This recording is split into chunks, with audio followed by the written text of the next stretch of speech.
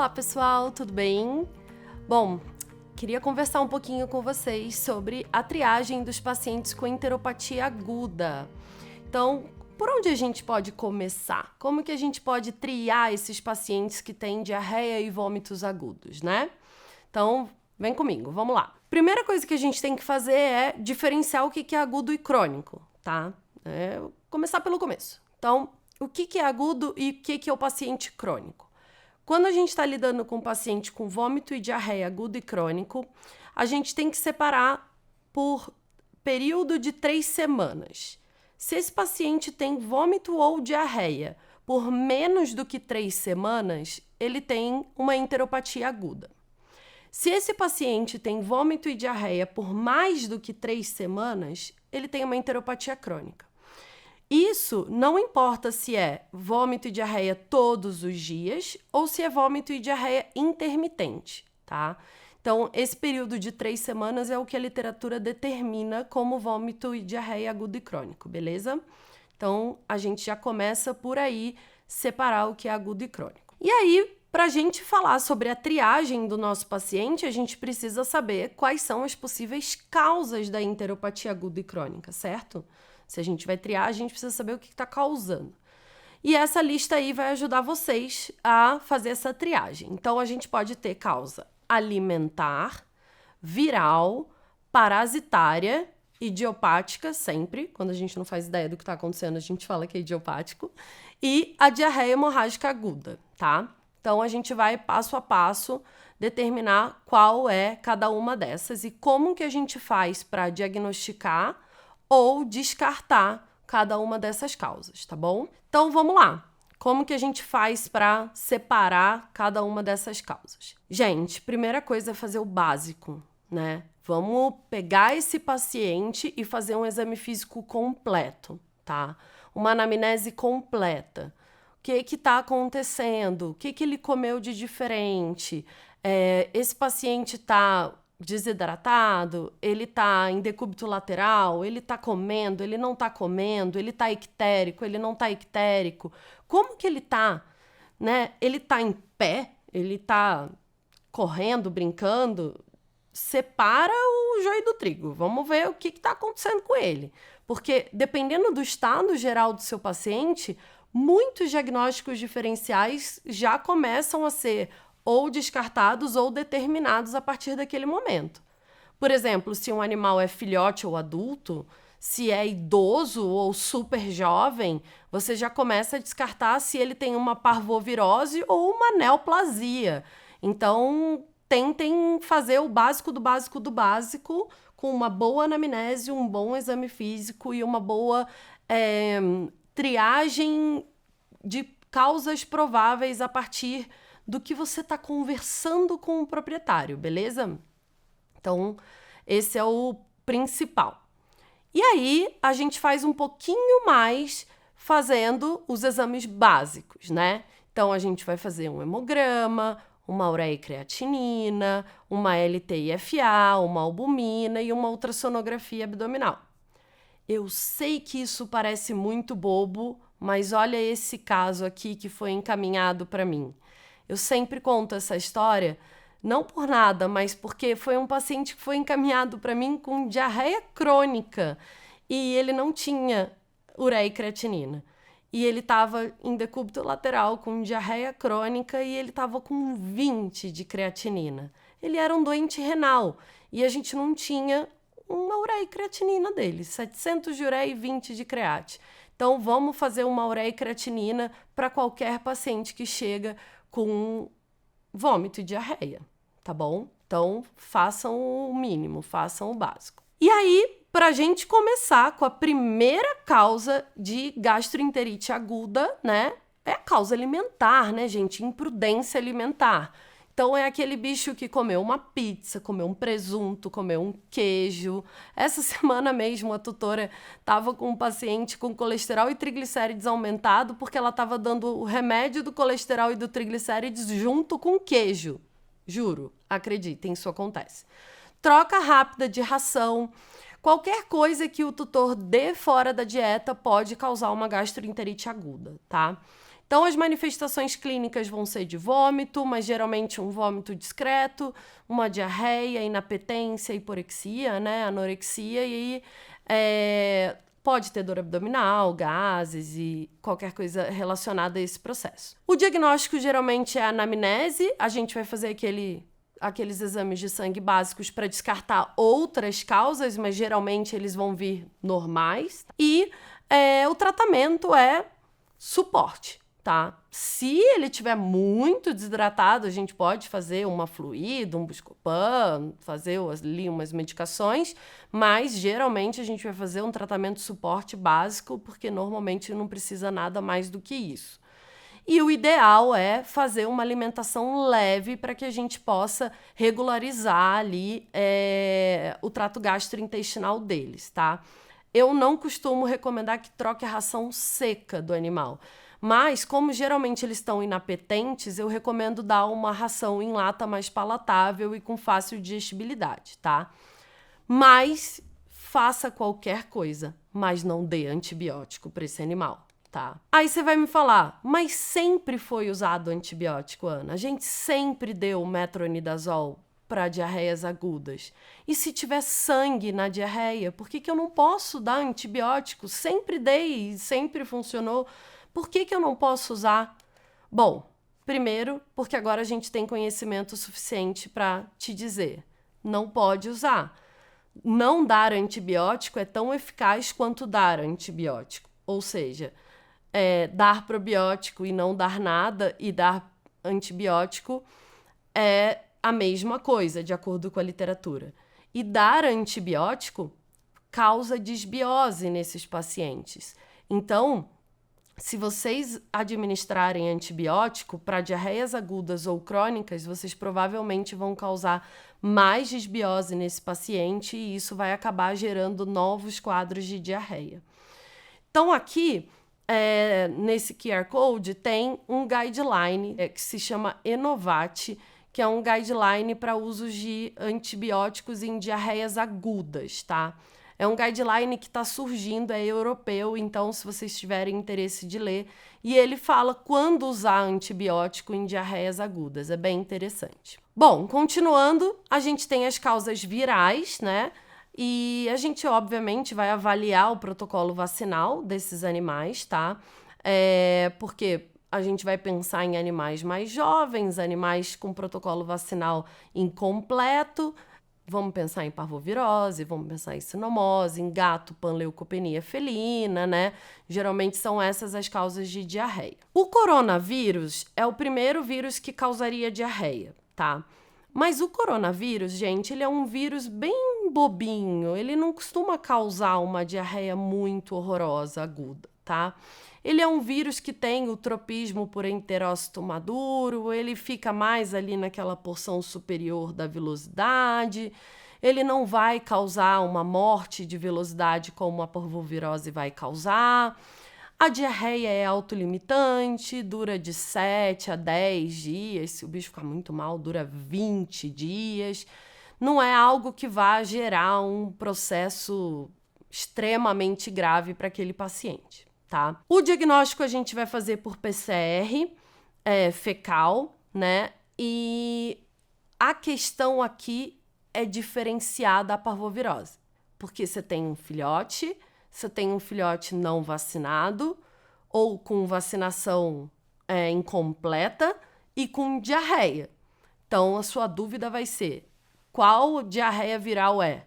Né? Será que é parvo? Será que é sino? Será que é corona?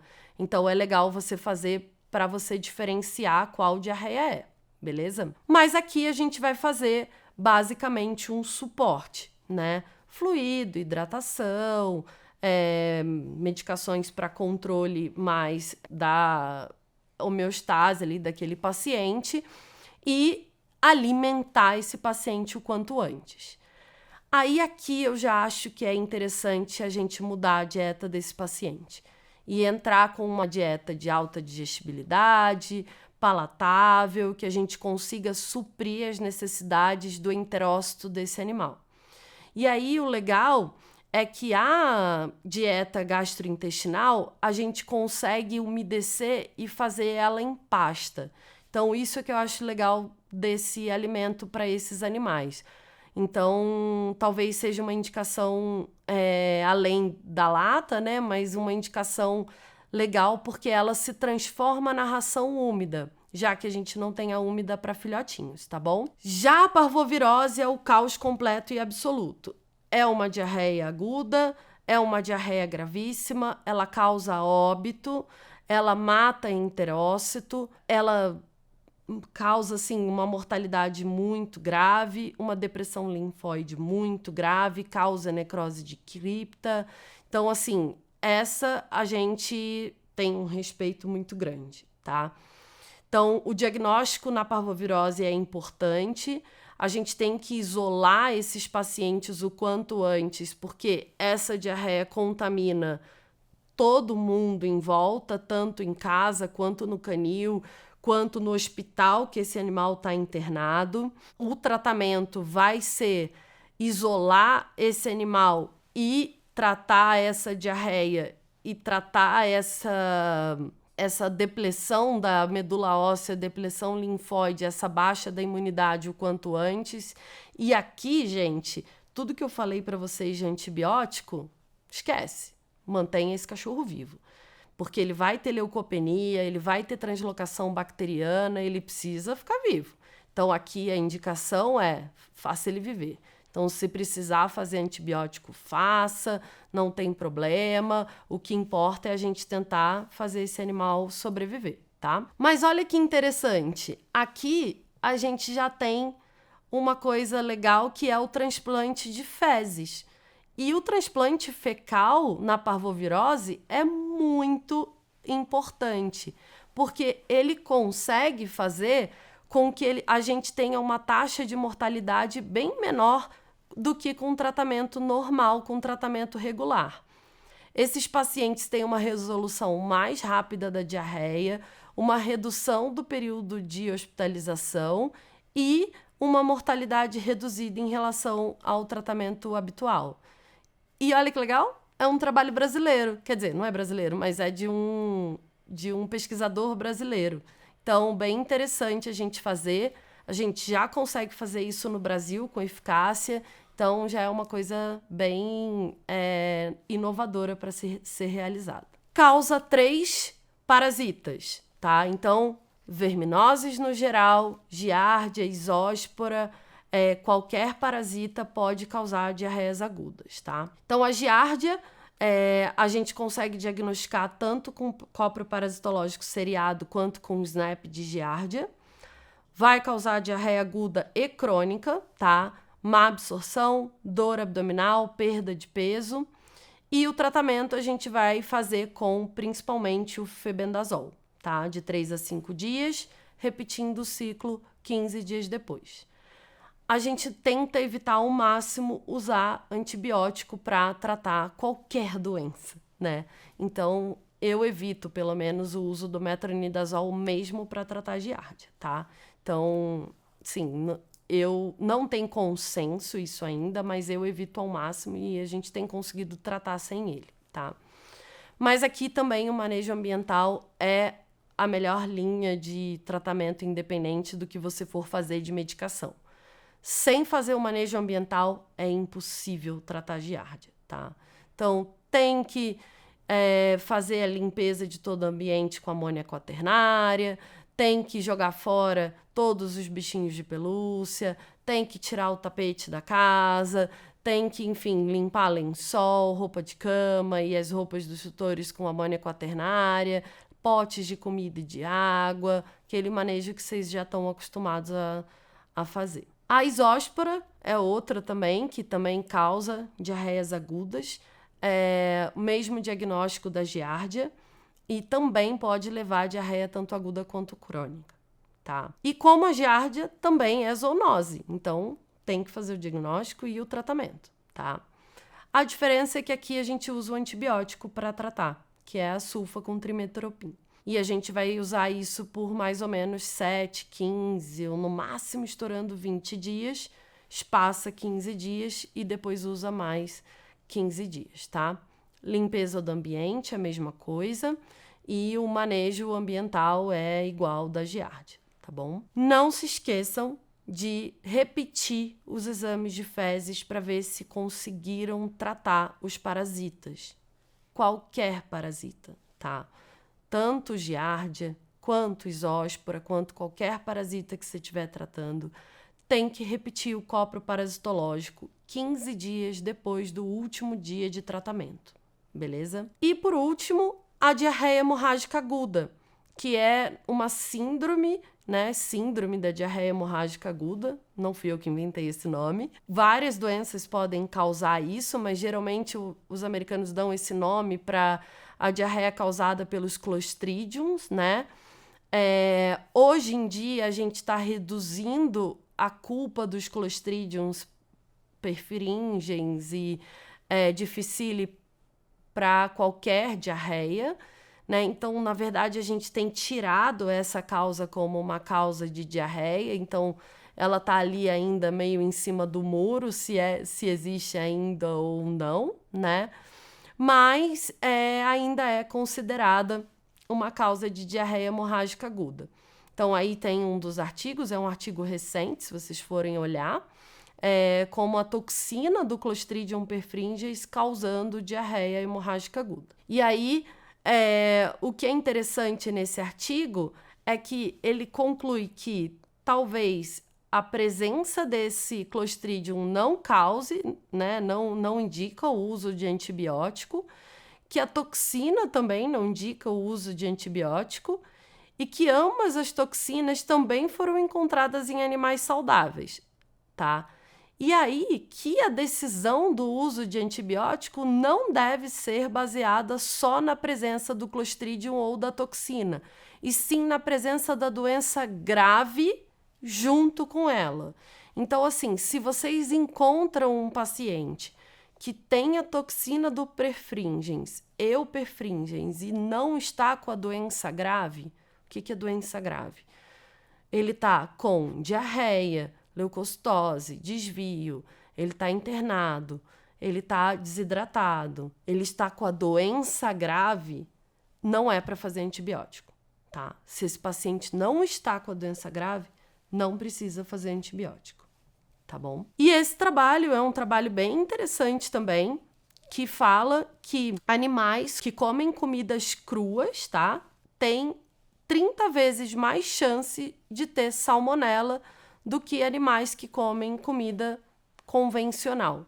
Então, é um trabalho bem interessante também. E eles também têm mais chance de serem positivos para toxina A do Clostridium perfringens e toxina F. Isso com comida crua e até um trabalho brasileiro, tá bom? Então, para finalizar e para fazer um resumão para vocês, a gente tem várias causas para a gente fazer a nossa triagem aí da diarreia aguda. Então, quando vocês pegarem seu pacientinho cão com a diarreia aguda, pensem, a gente pode ter uma enteropatia aguda por causa alimentar, por causa viral, por causa parasitária ou por uma diarreia hemorrágica aguda. Então, muito obrigada pela atenção, pessoal. Queria agradecer a Royal Canin. Obrigada e até o próximo vídeo.